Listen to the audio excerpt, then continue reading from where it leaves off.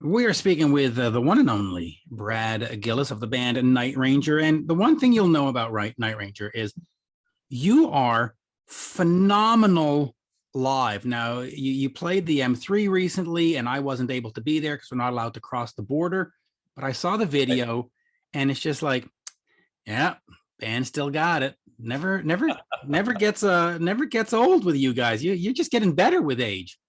Well, I'll tell you one thing about that, Mitch, is, the 16 months of COVID and being locked down.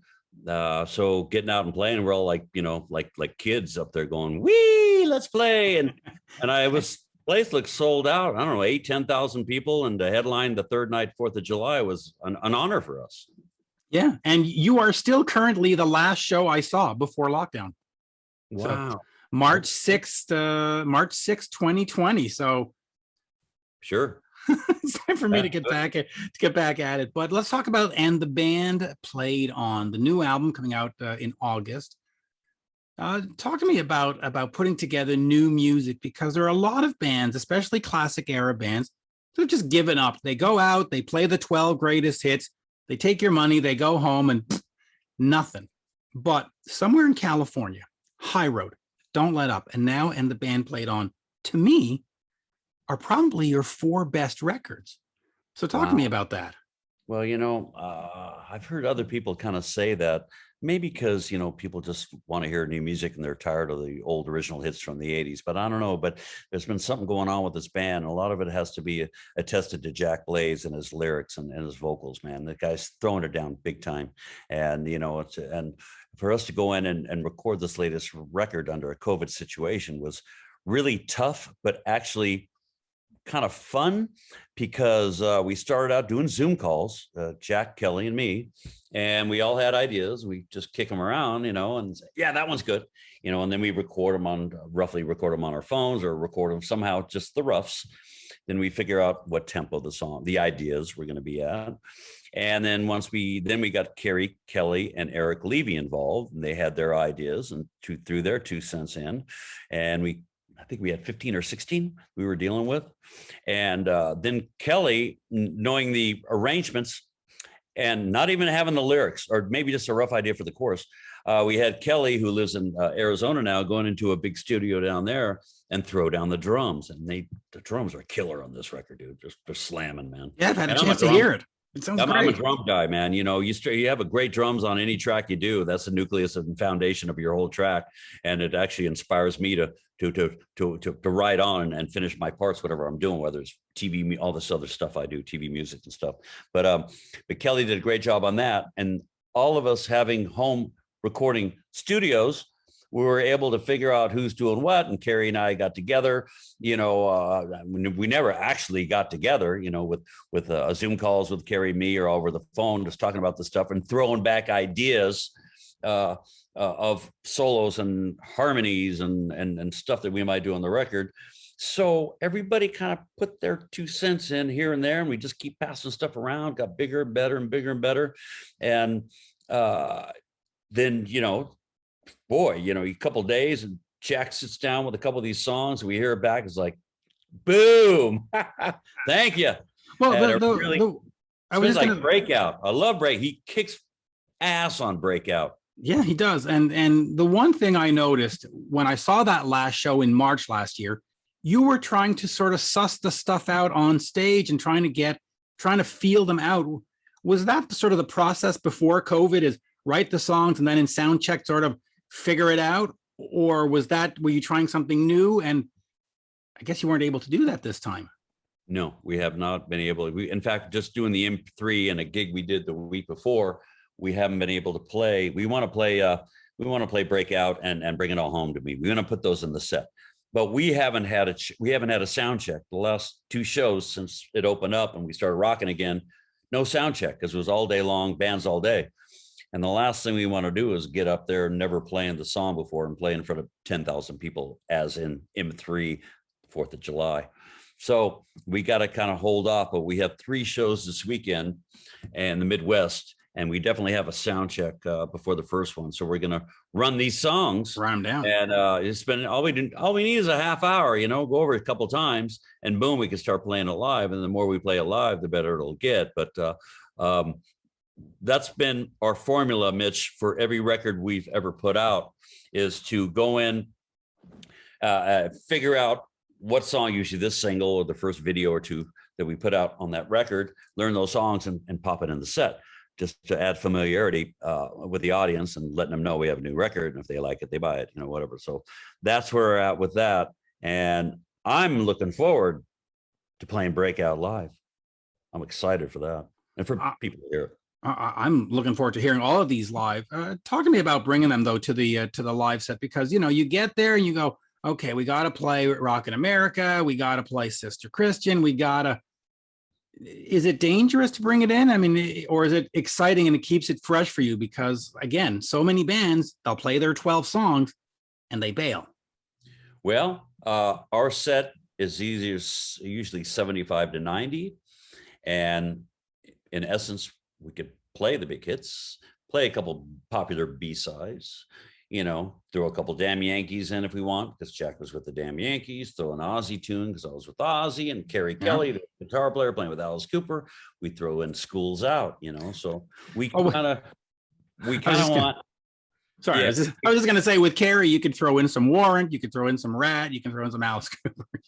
Yeah, but Schools Out is huge to play it. Everybody sings along, and Crazy Train, and Coming of Age, and High Enough. I mean, everybody knows these songs and sings along, and that's what you want. You want to give the audience, you want to give them a show that they'll remember, and there's no real. You don't want to go too deep with B cuts, because deer in the headlights, people just, unless you're a big fan, it's like, okay, what's the song, and there's no reason to get too deep into B-sides from the 80s when you could be doing new stuff, which is great, I think, and to bring that to the audiences and let people know that we're still current.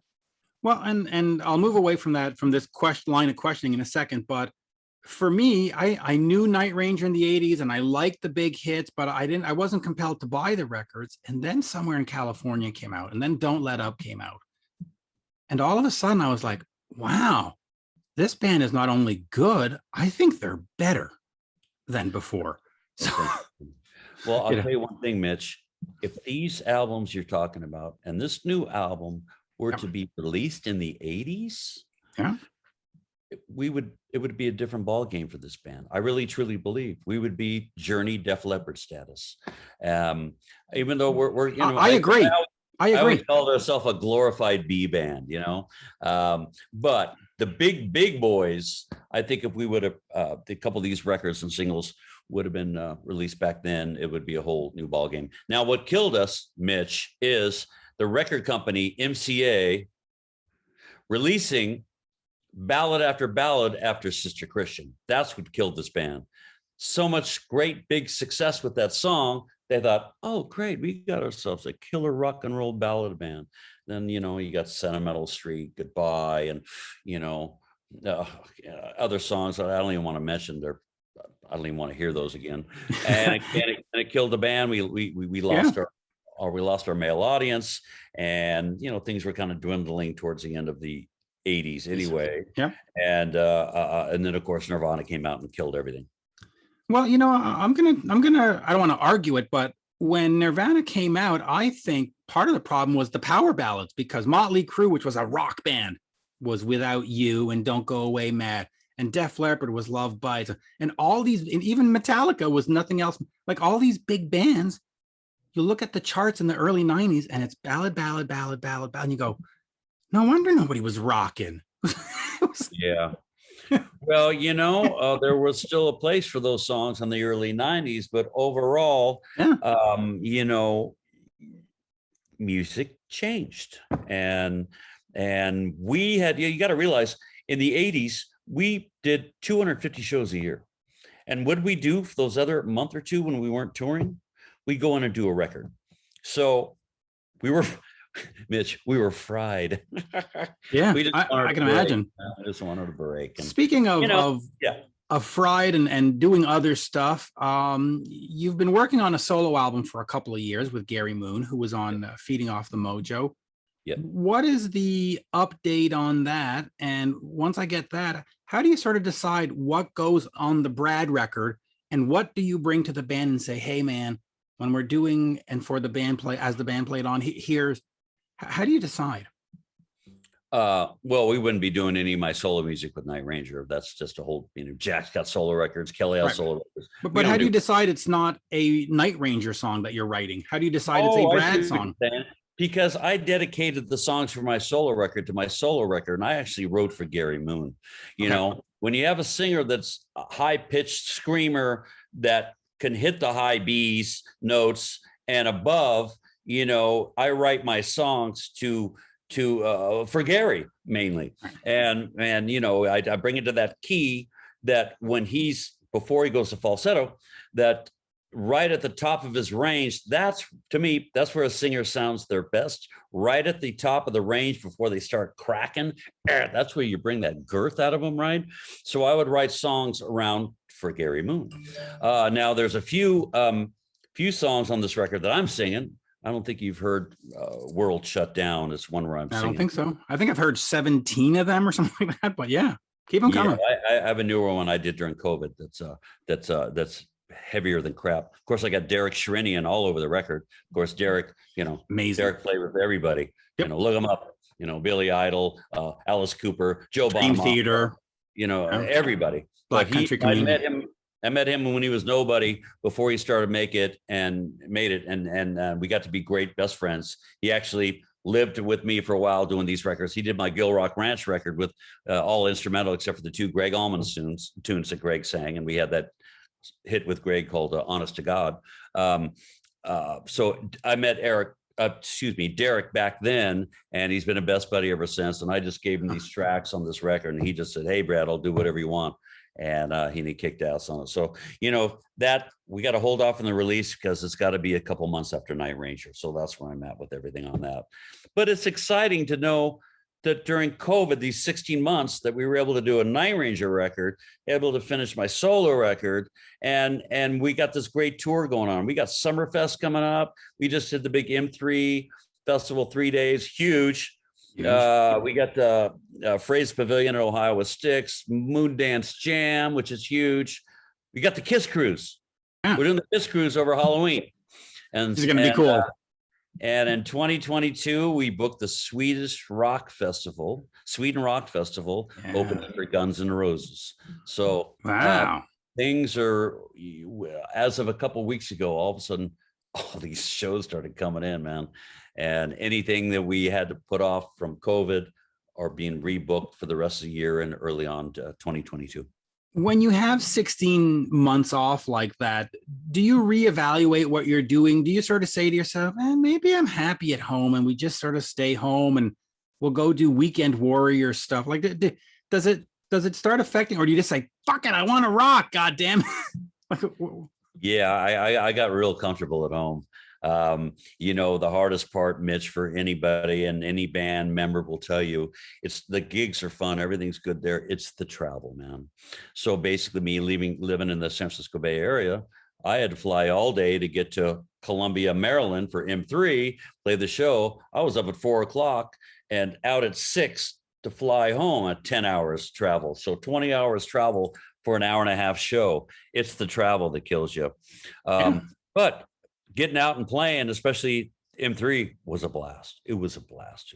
Just loved it. And it kind of made me think, I guess my job is pretty cool. Yeah, it's not so bad. I just know that for myself, like you said, the travel, my back hurts, my shoulder hurts, my this, and then I've been sitting at home going, things don't really hurt right now. Do I really want to go back out there? I went through a little experience. I fell last year. I was coming in to record something, and I had an old Sunburst 62 Strat in my hand, and walking to record in my studio in my home, and I tripped over a chord, raised the guitar to save it, landed full pressure on my palm on the ground in this thing, and I tore my rotator cuff, full tear in one, partial in the other. I thought it would heal, never did until I got the MRI, and they let me know that, hey man, you dude, you need it. You definitely need an operation. So 3 months ago, right around today, 3 months ago is when I had my surgery. So I'm at about 90%. Oh, I can almost do that. Oh, I'm not doing that. Not with this shoulder. Nope. I'm doing rehab on my shoulder, but I didn't lose any dexterity in my hands. So that's good. But, once I had it done 3 months ago, I had this brace on that had the thing, like a Wow. little thing in here that I had to sleep like this. I had to sleep on my side, and then I slowly started moving my hand, and then my arm. Then God, boy, doing this was like a month ago. It was like wee, Wow. And now if I ever want to be a referee, touchdown. You're good to go. Was there any stress though? Or did you say, what if my hand isn't the same? Like, did you have that moment of, uh-oh? Well, I was worried about, possibly hitting a nerve. I didn't know anything about rotator cuff surgery. And I thought maybe the doctor going in and hitting a nerve, losing dexterity, right? So when I had this one doctor who was going to do the operation, but I didn't care for him. He said some things that I didn't care for. Plus he was younger. He was 36, I think. And so I went and researched, I'm Kaiser, went and researched the available doctors. And I found this one doctor that was in his late 40s. His name is Dr. Ho. And I looked up, and he's 10 years doing sports teams, knees and rotator cuffs. 18 years with Kaiser, doing 300 surgeries a year, 100 are rotator cuff knees. I want to talk to this guy. So when I called him up and did my Zoom consultation with him, he said, I said, man, Dr. Ho, what's up? Will I lose any dexterity? He goes, no, Brad, dude, I will take care of you. And he goes, by the way, I love Sister Christian. And he starts singing it on the Zoom call. And it's like, okay, but I like you. But I liked him. So that's funny. He assured me no problem with dexterity. He said, Brad, I will spend extra time on you to go in nicely and to make sure your healing process is shorter than normal. Now, mainly the healing process of rotator cuff is when they dig through your muscles to get to your bone to reattach. So I don't know, I wasn't there, I was out, but he went in and spent a little extra time going in nicely to do the surgery. And my scar, I had 3 points, half an inch where he went in. There was scissor, and then back here, I think they stick the camera in or whatever. In a month, I have no scars, and I healed quicker when I was seeing my physical therapist. He couldn't believe how far along I was because Dr. Ho took care of me. And then they wheeled me into the operating room, and the nurses are going, I feel like I want to get your autograph, but and then I'm like before I went under, right? I gave it to you after, right? And then what are they playing when they wheel me into the surgery? They're playing Sister Christian inside the surgery room. So I kind of knew I was in good hands, Mitch. Yeah, I guess yeah. And by the way, this is where I was going to sing growing up in California for you, so I'll just skip that and move on. No, go for it. Oh yeah. Growing up in California. Oh, I can't sing. Great song. That was a fun song to play. We love playing that one live. It's up tempo. It had the Joel Hoekstra on guitar. We were doing the twin lead guitars, sticking to that Night Ranger format of twin guitars, harmonies. The distinctive solos between both guitar players and the big harmony vocals. That's always been the nucleus of the Night Ranger foundation for songs. And I love it. And I'm just looking at the track listing. Bye Bye Baby, Not Tonight. Just such a great song. But let me get over here to guitar collecting, because there's 3 folks that I talk to every so often. You, Frankie Sullivan, and Joe Bonamassa. And you are just nutty collectors. You got to have it all, from the Stratocasters to the Les Pauls. What got you into collecting? As somebody who doesn't have guitars, why not just have one? Why do you need a collection? And what have you added to the collection recently? Well, you got to realize I'm a guitar player. I do a lot of music for TV. People probably don't know this, but I've placed 400 tracks in the last 20 years for people like Fox Sports, ESPN. I got a flamenco track on The Price is Right, so that's my other gig that I do, placing music. So to be able to do that, you need to have, if they want a certain sound, you got to have it. So I got into collecting guitars to get all these different sounds, and mainly vintage. And then I started collecting vintage amplifiers. The 60s Fender blackface amps. Those get the tones of music we grew up on. All these guys were using those amps, right? I got a 59 Bassman, the holy grail, 410-inch tweed amp. That's a holy grail of Fender amps. It's got this compression. Nothing sounds like it, man. Unbelievable. But I had a buddy of mine named Robbie Z that was a collector about 22 years ago, and I was looking to buy a guitar. Wasn't really into collecting yet, and he knew who I was. He said, "I'm selling a bunch of guitars. Come on over to my house." And he lived an hour from me, and he was a fan of the band. So I drove down and met him, and he got me into collecting. He ended up doing a record, and I turned him on to a studio, and a friend of mine. His studio to get Robbie in to cut his record, and I came in and helped him produce it and played all over his record. So he gave me a 1953 Gibson ES 175 Brown Burst. Amazing. Just gave it to you? Jesus. For playing on his record. I spent a couple of weeks with the guy, producing and playing all over his record, helping him out. And then he gave me a 1956 Gibson Les Paul Jr. Mint. So that started the that'll get you started. Yeah. Started the fever, right?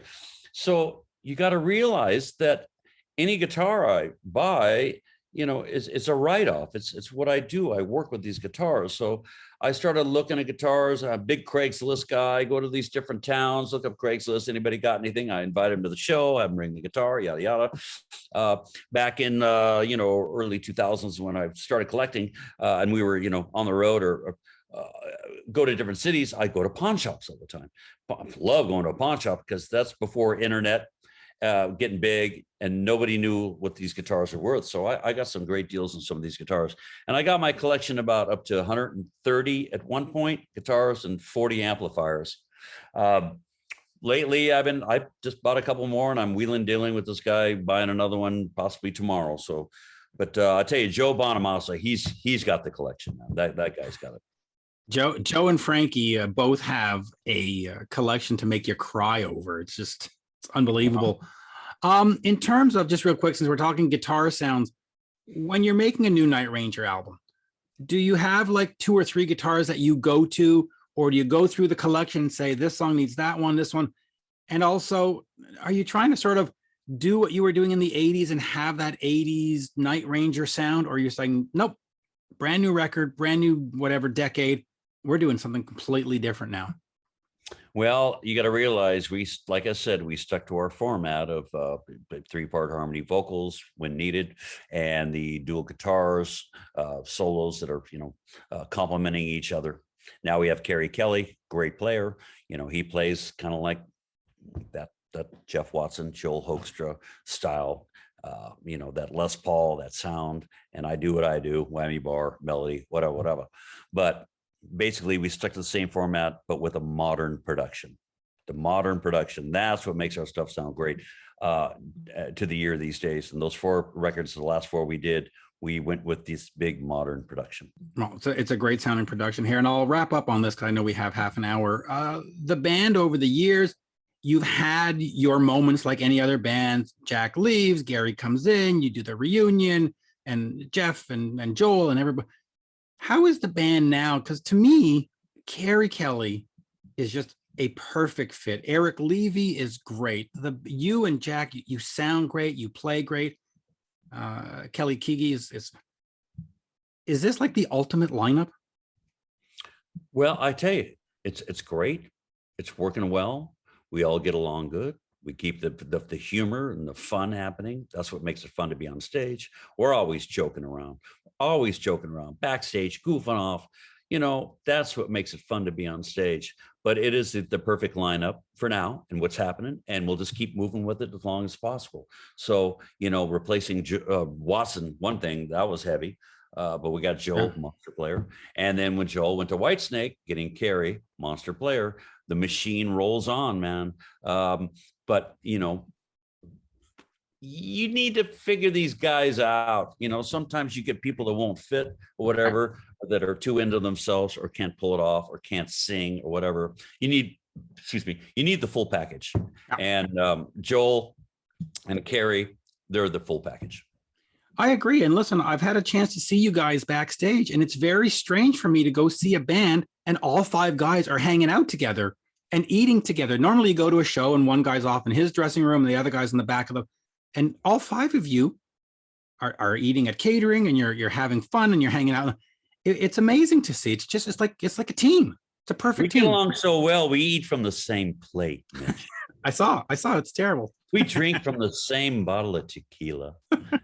No, we all get along, we all hang, and it's all fun. But you got to realize, you know, we're weekend warriors. That is, you know, when a band plays on the weekend and you're home during the week. Thank God we have that being home during the week, because we don't do 2 or 3 month tours anymore. That's not in our blood. Nobody wants to do that. You know, Carrie's got a couple of restaurants called Aces and Ales in Las Vegas. He's off doing that, you know, and everybody's got little projects that they're doing on the side. So to go out on the weekends and do these bigger shows is perfect. We've been doing it for years and it works well for us. So when we get back together, we're not tired of each other.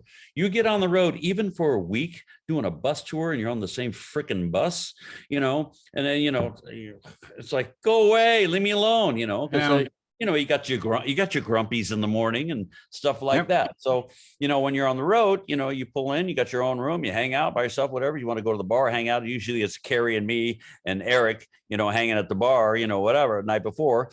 During that next day, everybody's doing their own thing. You know, I go for walks. I love to swim in the hotel pools. That's what keeps this stuff moving, right, at my age. So I do that, and we just get together for sound check.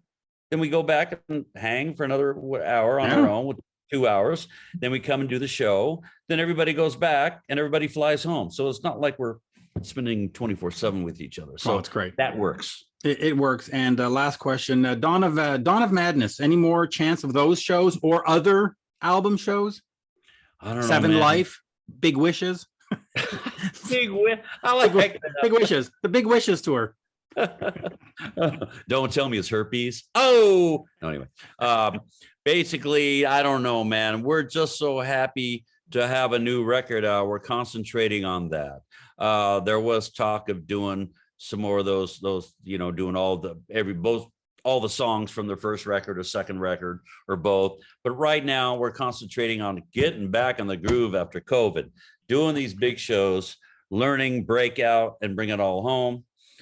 Bringing it home to me and playing those live. And we got to go with that right now. That is what's on the plate. And of course, next year will be our 40-year anniversary. I can't figure that out because I'm only 45. Anyway, we got 40-year. Your prodigy. There you go.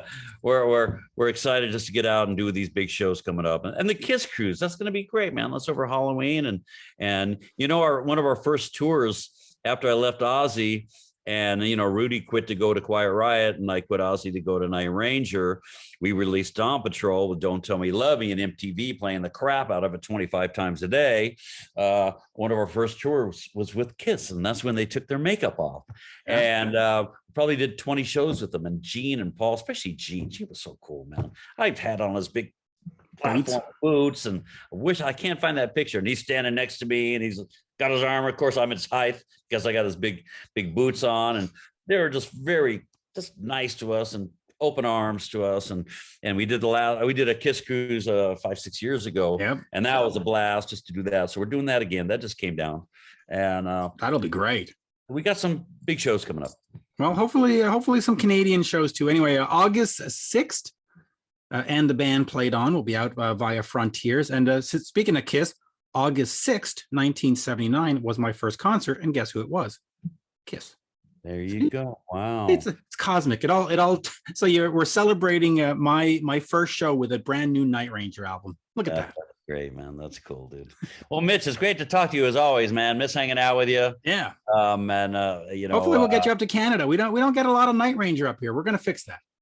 Yeah. I'm willing and able, man, you know, but like I said, things just opened up. to where in the past, I think it was like 3 weeks ago, all of a sudden, all these shows started coming in and Yeah. it got stupid. And shows that they didn't think were going to happen are now happening. So they're still booking a lot of things here and there. And there's something coming in every week, you know, something new here, something new there. We already got stuff coming in for January, February next year. And then we're gonna call that our, you know, 40-year anniversary tour. But it's just exciting to play a couple of these new songs from the new record that's released in a month and playing those live, getting audience reaction. God, we had almost 300,000 views for Breakout. It's getting close to it. So that's cool to know. And with, you know, bringing on home to me, that's up to, I don't know, 170, 180,000 views. So we got people digging and the comments are great. They're both great songs. I mean, I've heard the whole album, but those songs in particular are just fantastic. But the album is solid. I mean, the album is solid. There's not a clunker on it. Seriously. Well, you know, we went through 15, 16 songs to bring out the best. And we had the luxury of time, Mitch, for this record. We started it in September and we didn't get it handed in till like for 6 months or whatever. So where you usually do a record in 2 or 3 months, we had 6. And we had a chance to really hone in on parts, get things right, throwing back, you know, mixes and changing this and that. And maybe, oh, well, you know, let's maybe try this, try that. And this is the product that evolved. It is. And folks, somewhere in California, High Road, Don't Let Up, and the band played on 4 of the greatest rock records to come out in the last 10 years. Just buy all 4. Oh, Mitch, here, I'll PayPal you that $50. Thank you. I'm looking forward to it. Cheers. All right. All right. Perfect. Talk to you soon, buddy. Cheers. That was great. Thank you. Have a good day. All right. See you, Mitch. Bye now. Perfect. All right.